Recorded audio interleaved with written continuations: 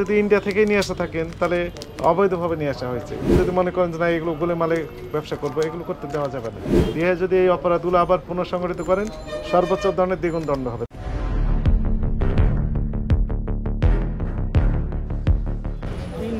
Indian product, আচ্ছা Indian product তাহলে নিশ্চয়ই আমদানিকারক আছে, কিন্তু আমদানিকারকের কোনো তথ্য এখানে দেওয়া নেই। তার মানে এই প্রোডাক্টটা নিজেদের এখানেই তৈরি, জাস্ট মেড ইন ইন্ডিয়া লেখে বিক্রি করতেছেন, এটা হতে পারে। আর যদি ইন্ডিয়া থেকেই নিয়ে আসা থাকেন তাহলে অবৈধভাবে নিয়ে আসা হয়েছে।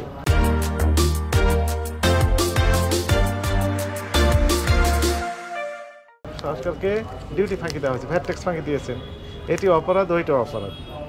কথা বুঝতে পেরেছেন? আরও অনিয়ম আছে, এগুলো সবগুলো কারেকশন করতে হবে।